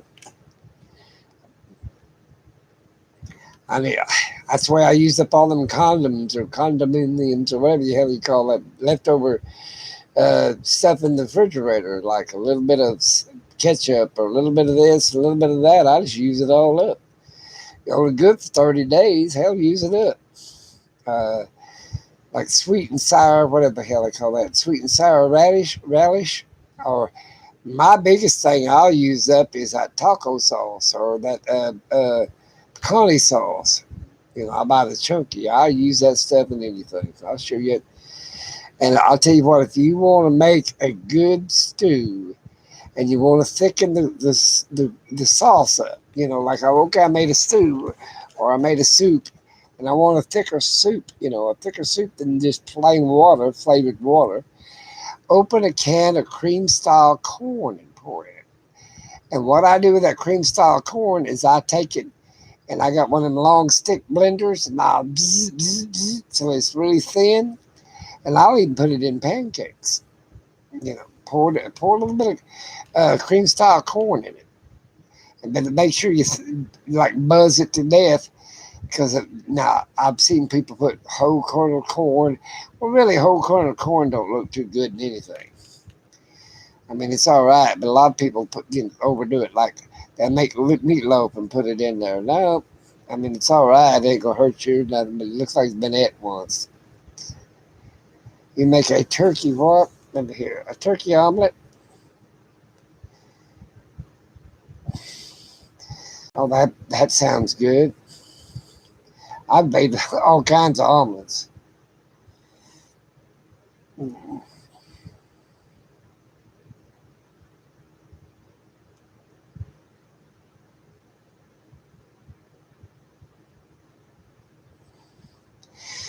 Well, if you don't, I mean, if you don't have to eat, I believe you should eat in the morning. You can call it anything you want to, but you should always eat. Now, I forget sometimes I won't eat till 3 o'clock in the afternoon, but you should eat your best meal in the morning. Now, I believe you should eat nothing before 6 o'clock in the morning and nothing after 6 o'clock in the morning. And 6 o'clock in the evening. From 6 to 6 is your eating time. After dark ain't a good time to eat. That's the way I figured. Because you just take all that weight and tonnage to the bed with you. That's what I figured. Come on, Poe. Make a duck omelet.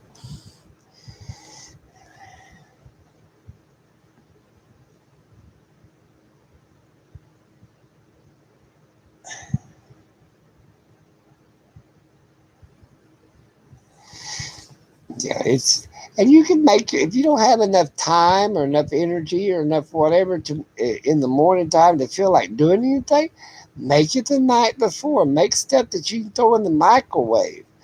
Sausage biscuit, uh, bacon biscuit, I mean, you can put a lot of things and keep it overnight.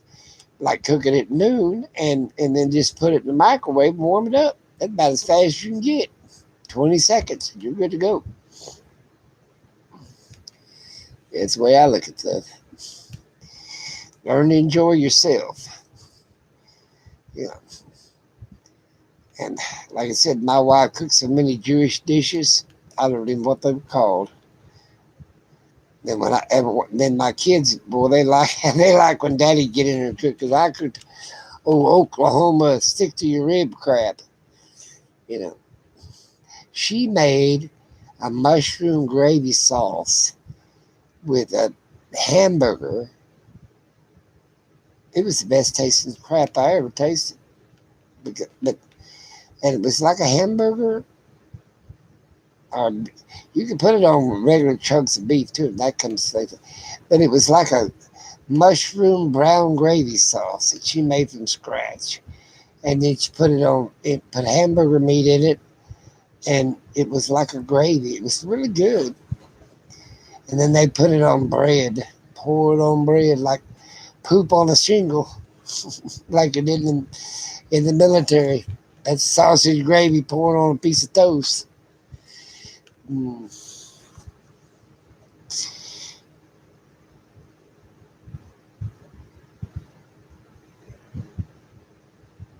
But a lot of people don't want to eat when they first get up. So that's why I don't eat till 2 or 3 o'clock in the afternoon. I can understand that, Carrie. I mean, if you don't feel like eating, don't eat it. Because you're just going to get sick at your stomach. Now, when you go in the military, you got to eat when they tell you to, buddy. Right there. You got 15 minutes. You better make it good. That's shower, poop, and eat. And out the door you go. And you're lucky to get something to eat.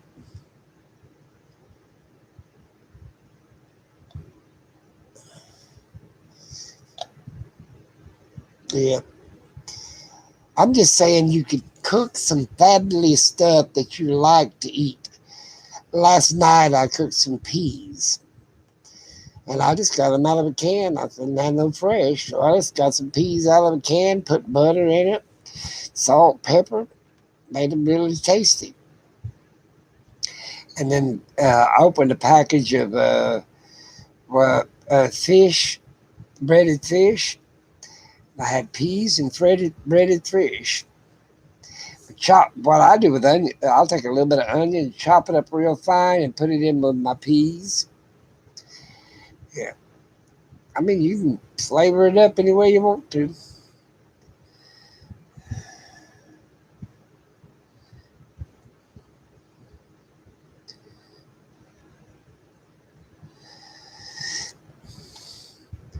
Oh, well. Now if I was going to be live like most homesteaders, and I had an income coming in, that's what I like about YouTube. If you got an income, and a lot of these people that are nomads or homesteaders or whatever, YouTube, if they got enough content or this, that, and the other, they can make a pretty good on their YouTube channel. I don't got nobody watching me, so don't care. But basically, they can make a little better extra money, and which is good. I just don't like mooching and begging. I think that's ridiculous. I don't mind a GoFundMe if it serves somebody's purpose, but you better have a good reason.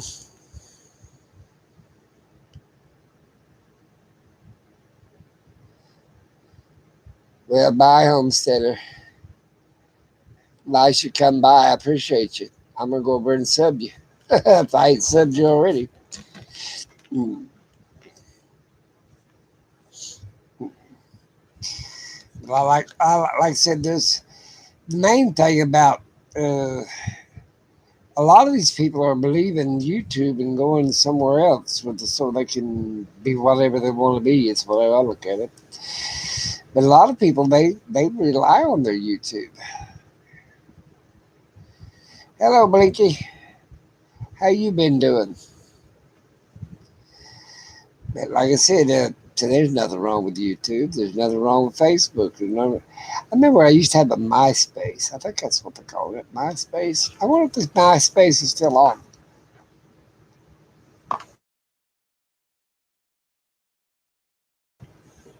I think that was before Facebook. Then they had the poster boards. That's way back there. You're doing okay. Well, I'm glad to hear that. How you surviving this heat? Hot, hot, hot. That's what I think it is. Hot, hot, more hot. I got to get the battery hooked up to my generator so I can electric start. I don't have to pull no rope no more.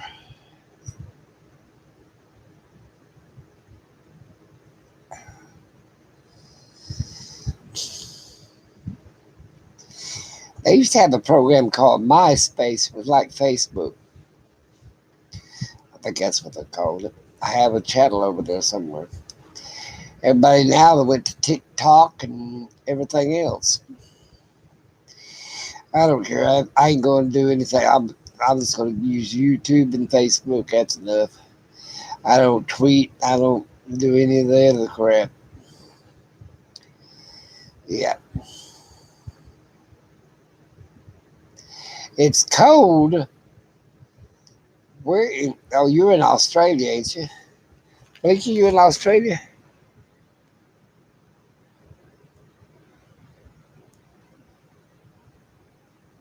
It was very cold there this morning. Oh my goodness.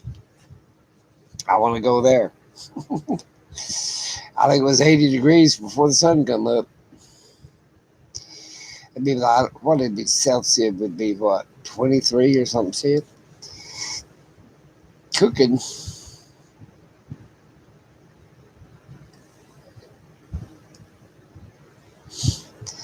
I wanted to move to Melbourne, Australia one time. My wife wouldn't go. And that would be back in the 50s. I could have bought me a sheep farm. Thousands of acres of sheep farm in Melbourne, Australia.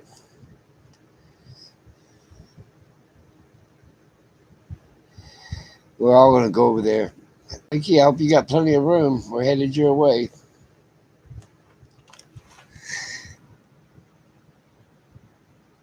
Is MySpace still there? I'm going to go look it up.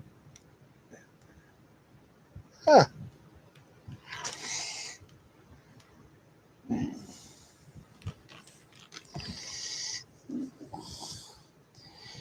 But I am going to go hook it up.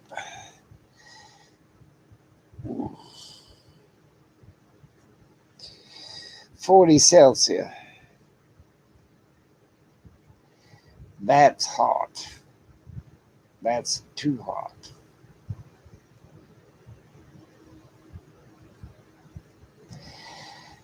So you start off with 0 is 32 degrees. That's freezing. And you start adding forward to that. So 40 Celsius like cooking weather. That would be 40 plus 32.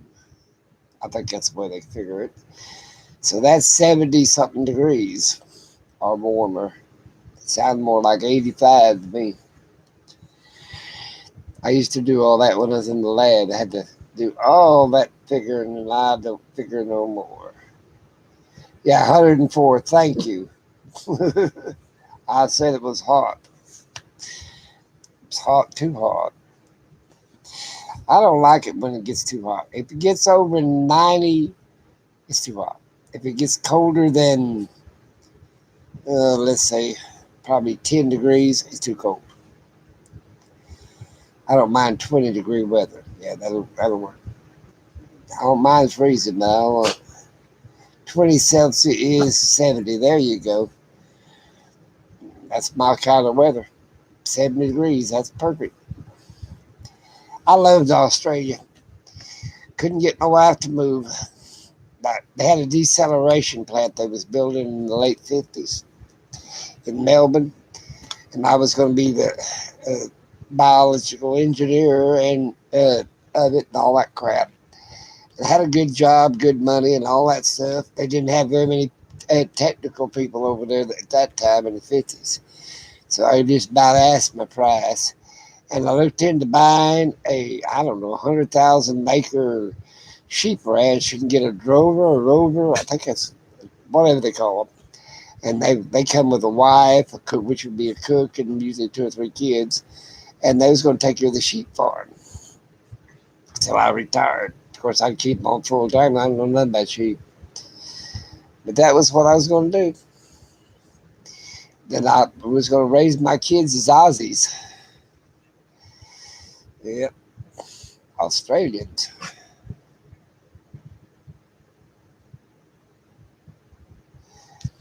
But in Australia, it's a continent. Besides a country, it's a continent. You know, it's one of the 7 continents. I think there's 7 continents in the world. Hell, I've been there a long time before I took history class. But you live on a whole continent plus a country. And in that continent, there's all kinds of weather. There's desert. The interior is pretty well desert. They got snow and everything else. Well, I sure enjoyed you people. I'm going to have to get around here and go out there and check on everything. And my dogs are wanting back out. You and bark. They tell me I'm on the phone too long, too. That's what kids are. That's all I got now is my dogs. I'm going to tell you what I am going to do. I'm going to start going on here about every evening and enjoy it. Might even go a little bit later than what I did today, but I'm going to start having a live every day, just every day. That way I don't have to edit. I don't have to do nothing. Everybody's going live and leaving me behind. Of course, you don't get them to watch it 2 or 3 times. I still like regular old videos. There's nothing better than just a regular old video. Well, I've had a good chat, and I've enjoyed everybody. Thanks everybody for coming and saying what's on their mind. As long as they're respectful, that's great. I got plenty of monitors now. And I just don't like people picking on one another or picking on me either. And that's the way I look at things, But you got the right, if you got an opinion, well, I like them. But I don't like people just, we're not 10,000 feet above the planet where they have to be chained and whatever. But like I said, I've really enjoyed people. And that's why I get up in the mornings. I love people's opinions and their comments and their way of life, whether they're homesteading or gamer. I got to watch some of these people gaming. I thought this is fun. I don't have to push a button. I don't do nothing. I just get to watch them. I'll talk to you guys later, but have a great one. Keep a broad mind and keep a civil tongue. Talk to you guys later.